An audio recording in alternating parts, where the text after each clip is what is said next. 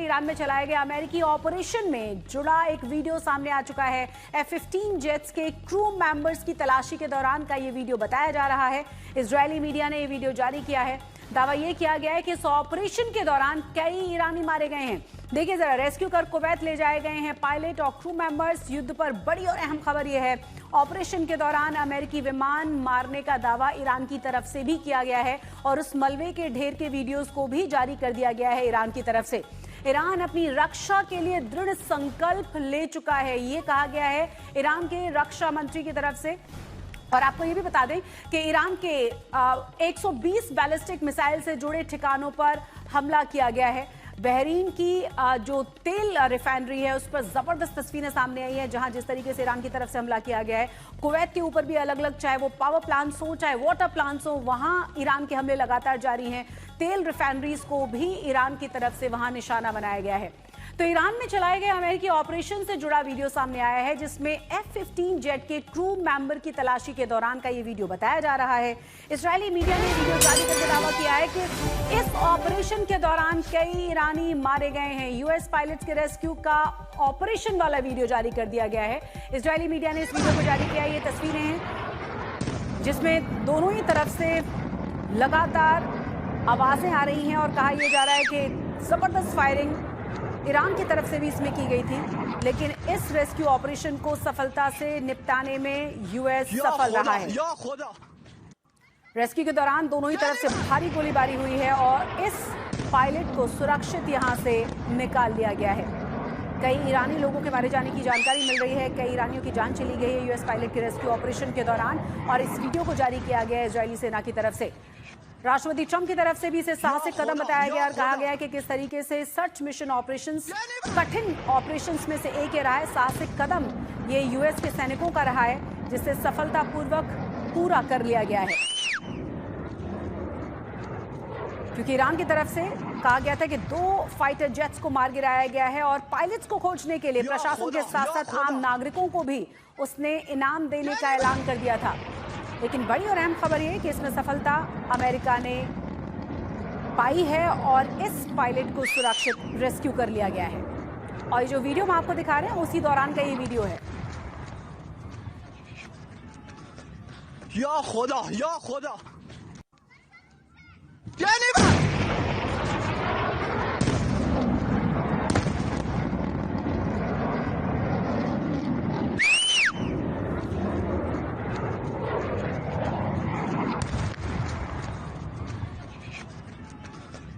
या खुदा, या खुदा।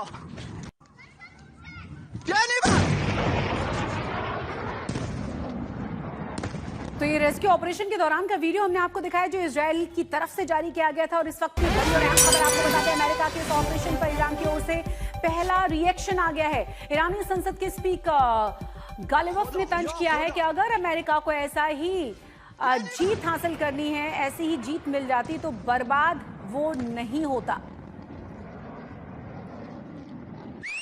तो आपको बता दें कि इस वक्त की बड़ी और अहम खबर, ईरान की तरफ से रिएक्शन आया, जिसमें ईरानी संसद के स्पीकर की तरफ से तंज किया गया है कि अगर अमेरिका को ऐसे ही जीत मिल जाती है तो वो बर्बाद हो जाएगा।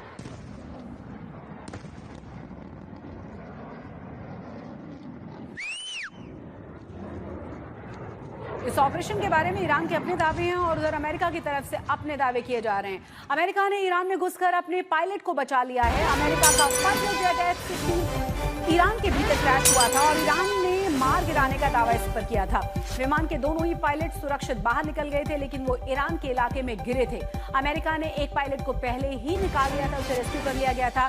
दूसरे पायलट की तलाश 2 दिन तक लगातार की गई अमेरिका की तरफ से। पूरी ताकत अमेरिका ने इसके लिए झोंकी है।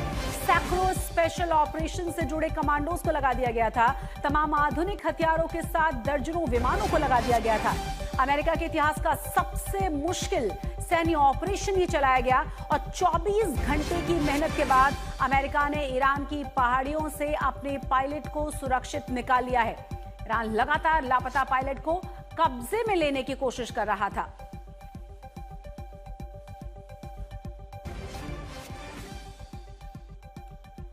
और अब एआई वीडियो के जरिए आपको समझाने की कोशिश करें कि किस तरह से इस पूरे रेस्क्यू ऑपरेशन को अंजाम दिया गया होगा, क्योंकि बहुत ही महत्वपूर्ण मिशन ये रहा है। अमेरिका की तरफ से भी कहा गया है कि बहुत ही साहसिक कदम ये रहा है, और हम आपको समझाने के लिए एआई वीडियो का सहारा ले रहे हैं कि किस तरीके से इस पूरे ऑपरेशन को अंजाम दिया गया अमेरिका की तरफ से।